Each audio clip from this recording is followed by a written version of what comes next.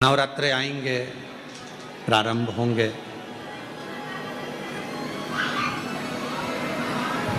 उस नवरात्रे में अब की बार तो नवरात्रे 10 दिन के हैं। आप सभी को बहुत बहुत बधाई हो उसकी। कहते हैं नवरात्रे जब बढ़कर आते हैं, 9 दिन से अगर 10वें दिन नवरात्रे बढ़ जाते हैं, नवरात्रे अगर एक दिन भी बढ़कर आते हैं तो माँ जगतजननी की आराधना करने वाले, साधना करने वाले भक्तों को जितना फल नवरात्रे का प्राप्त होता है वो 10 गुना फल नवरात्रे में प्राप्त होता है। अगर नवरात्रे एक दिन बढ़ जाएं, 10 दिन के नवरात्रे हैं अब की बार।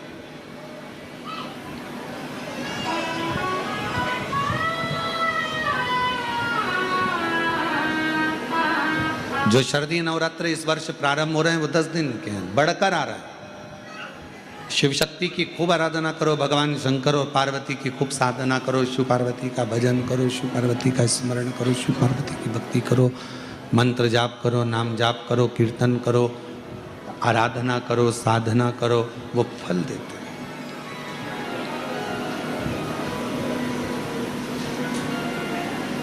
आराधना साधना माँ अम्बा जगदम्बा की भी शिव के साथ।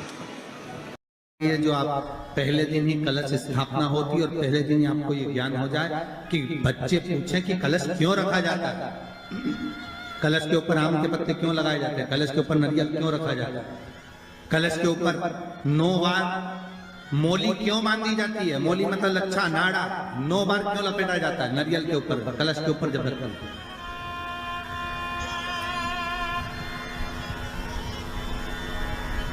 कलश के ऊपर जब जब श्रीफल रखाता है, नारियल रखाता है, तो उस पर 5 बार 7 बार मोली नहीं लपेटी जाएगी, तो 9 ही बार लपेटी जाएगी। 5 या 7 बार लपेटते हैं तो कहते हैं कि लक्ष्मी की छिन्नता होती है, और वो 9 बार लपेटी जाती है तो भरपूर लक्ष्मी का भंडार बढ़ती है। क्यों कहते हैं उसे? भगवान कुंभ का निर्माण कर रहे हैं, भगवान कलश का निर्माण कर रहे हैं, और भगवान स्वयं ब्रह्मदेव कर रहे हैं कि आप ऐसा निर्माण कर दो जिसमें 33 कोटि देवता स्वतः विराजमान हो जाए। तो भगवान ने उस कलश का निर्माण कर दिया। अब कलश का निर्माण करा तो स्वयं भगवान ब्रह्मदेव बोले, प्रभु इस कलश के अंदर मेरा स्थान कहाँ है? बहुत ध्यान देना महाराज, कलश का जो मुख होता है उस मुख पर भगवान विष्णु का स्थान होता है। किसका स्थान है? भगवान विष्णु का। थोड़ा सा नीचे आओगे, जहां से कलश का मुख दबा हुआ होता है, वह जगह भगवान स्वयं शिव की होती है। किसकी जगह है? भगवान शंकर की। कलश का अग्रभाग, नीचे का भाग जहां से फैला हुआ होता है, वहां ब्रह्मा का आधिपत्य स्थापित होता है। फिर कलश का जो नीचे का भाग होता है वो भगवान शिव और शक्ति का स्थान होता है। कलश के बाहरी भाग में, जहां पर बाहर का हिस्सा होता है, उस कलश के बाहरी भाग में 33 कोटि देवताओं को भगवान शंकर ने लाकर विराजमान किया होता है। महाराज भगवान शंकर 33 कोटि देवताओं को निमंत्रण देकर उस कलश में विराजमान कर। कितना सुंदर लिखा है देवी भागवत के अंदर कि जहां कलश की स्थापना होती है उस जगह पर किसी देवताओं को बुलाने की जरूरत नहीं होती। 33 कोटि देवता उस जगह पर स्वतः विराजमान हो जाते हैं। स्वयं 33 कोटि देवता स्वयं वहां विराजमान। नवरात्रे एकम से प्रारंभ नहीं होते, अरे अमावस्या की रात्रि से प्रारंभ हो जाते, इसलिए उसको कहते हैं नवरात्रे। क्योंकि 9वीं के दिन माता जी का विसर्जन हो जाता है, जवारों का विसर्जन हो जाता है, व्रत करने वाले कन्या पूजन भोजन भंडारा कराकर विराम दे देते हैं। तो 9वीं की रात्रि उसमें नहीं जुड़ा पाती।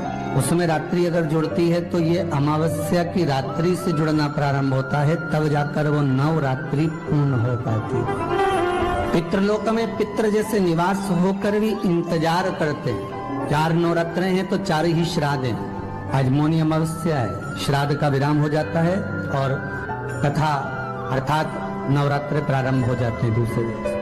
तो यहाँ शास्त्र कह रहा है जैसे हमें प्रतीक्षा रहती है कोई अच्छे कार्य की, कि घर में कोई शुभ कार्य हो, घर में कोई अच्छा आयोजन हो तो अपने को आनंद होगा, प्रसन्नता होगी। उसी तरह हमारे जो पूर्वज चले गए, जो पूर्वज चाहे वो अधोगति में गए हों, चाहे वो देवगति में गए हों, चाहे वो पितृलोक में निवास कर रहे हों, तो जितने भी पितृलोक में निवास करने वाले पूर्वज होते हैं वो भी ये विचार करते हैं कि हमारे घर के वंश द्वारा, हमारे वंशजों द्वारा कोई ऐसा सत्कर्म हो जिससे हमारे जीवन की वितृप्ति हो और हमें आनंद की अनुभूति हो। और ध्यान दीजिएगा महाराज, आपको चैत्री नवरात्र का स्मरण होगा, आपको शरदीय नवरात्र का स्मरण होगा, पर जो आषाढ़ में और माघ में जो नवरात्रे पढ़ते हैं इसका एक आनंद ही दूसरा रहता है। बस इतना जरूर होता है कि दुनिया के लोग वो जो दो नवरात्रे होते हैं उसमें कलश की स्थापना भी करते हैं, देवी का पूजन भी करते हैं, अर्चना भी करते हैं, मंदिरों में भीड़ भी रहती है और खूब प्रेम से माता का जगराता वगैरह सब होता है। पर ये जो नवरात्रे हैं, दो गुप्त नवरात्रे, इनका लोगों को स्मरण नहीं था। वो तो धीरे धीरे ये टीवी चैनल के माध्यम से कथाकारों ने, वक्ताओं ने स्मरण कराना जब चालू करा, धीरे धीरे बताना, मार्गदर्शन करना जब चालू करा, तब लोगों को ज्ञात होता गया कि कोई गुप्त नवरात्रा भी होता है, उसमें भी देवी की आराधना होती है। ये चारों नवरात्रे अलग अलग अवस्था के हैं, अलग अलग सुख के हैं और अलग अलग आनंद के।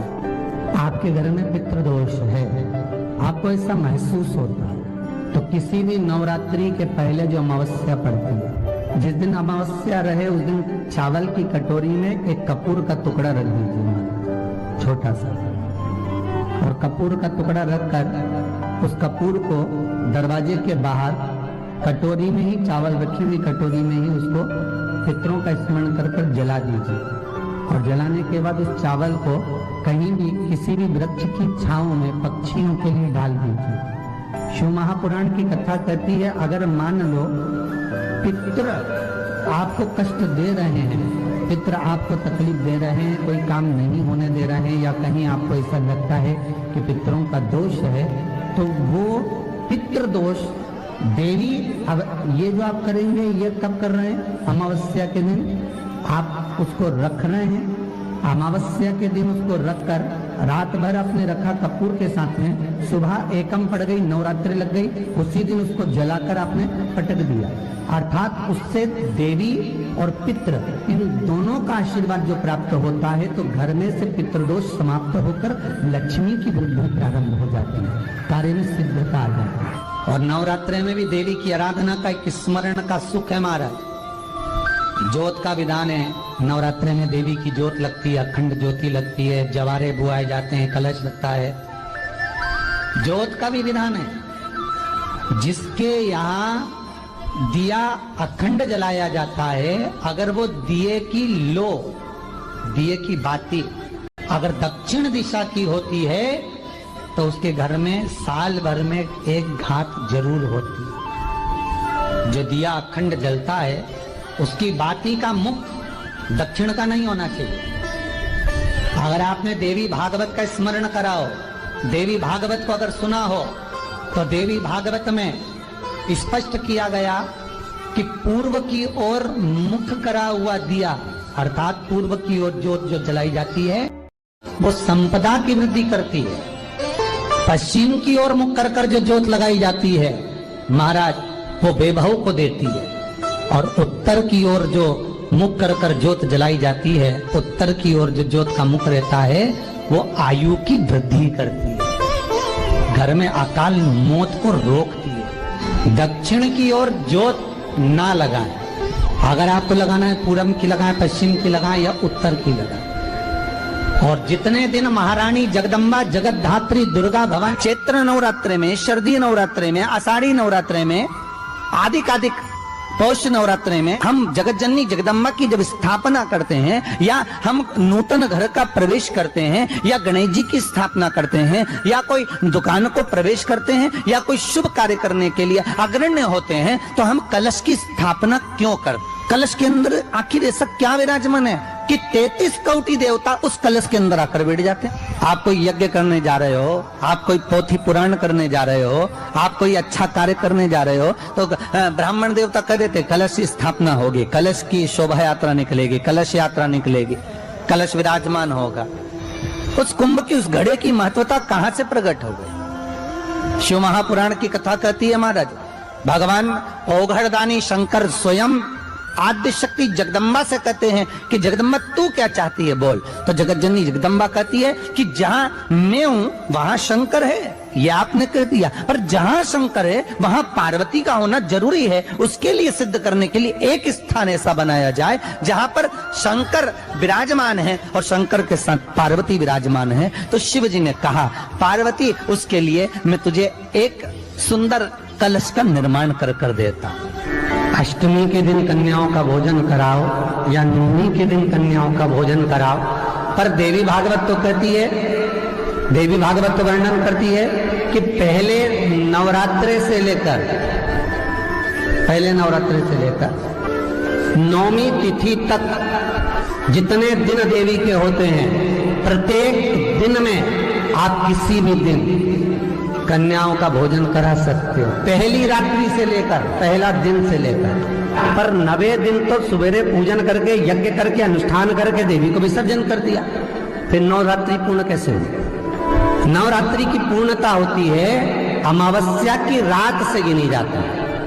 कौन से दिन से गिनते हैं? अमावस्या की रात्रि, फिर एकम की रात्रि, फिर दूज की रात्रि, ऐसे गिनते गिनते अष्टमी की रात्रि तक और नौमी के दिन सुबह तक या दोपहर तक या शाम तक, जब तक आप यज्ञ ना करें तब तक ये 9 रात्रियां पूर्ण गिनी जाती है महाराज देवी भागवत के हिसाब से पूर्णता। अब हमने कन्या भोजन का जो क्रम बनाया, अष्टमी के दिन करा देंगे, नौमी के दिन करा देंगे, इस तिथि को करा देंगे, पर भाव देखिए, शास्त्र कहता है भूखे को भोजन जब कराइए जब उसको भूख लगी हो, और ऐसों को कराइए जिसको जरूरत पड़ रही है। जी के दिन, यही चैत्रीय प्रतिपदा के दिन, यही इसको कहते हैं नया संवत्सर, नया वर्ष।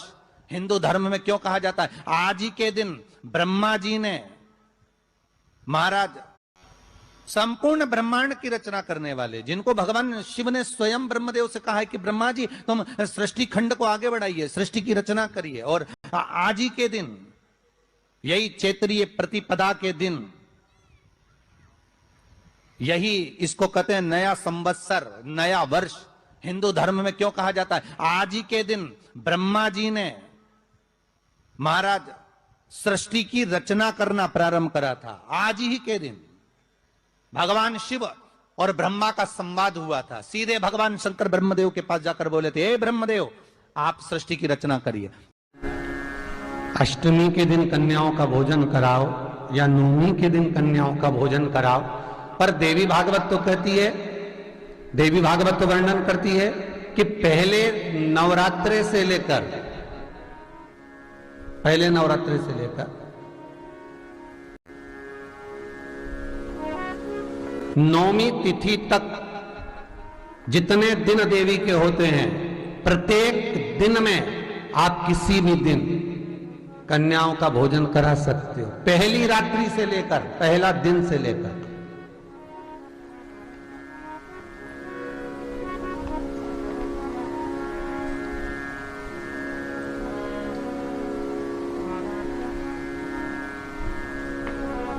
नवरात्रि मालूम है कब से लगती है? आप लोगों को ज्ञात होगा ना, नवरात्रि कब से लगती है? अमावस्या से कि एकम से? अरे जितने लोग सुन रहे हो जरा बोलो तो भाव से। अमावस्या से लगती है कि एकम से लगती है? तो सब लोग कहेंगे महाराज जी पड़वा से लगती है, एकम से। पर देवी भागवत कहती है अगर एकम से लगी तो नवरात्रि पूर्ण कैसे हुई?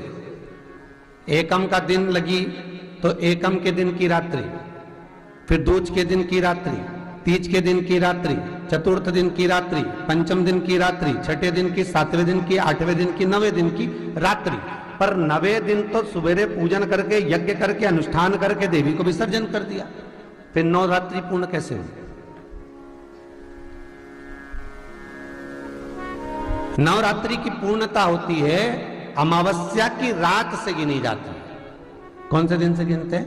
अमावस्या की रात्रि, फिर एकम की रात्रि, फिर दूज की रात्रि, ऐसे गिनते गिनते अष्टमी की रात्रि तक और नवमी के दिन सुबह तक या दोपहर तक या शाम तक, जब तक आप यज्ञ ना करें तब तक ये 9 रात्रियां पूर्ण गिनी जाती हैं महाराज देवी भागवत के हिसाब से, पूर्णता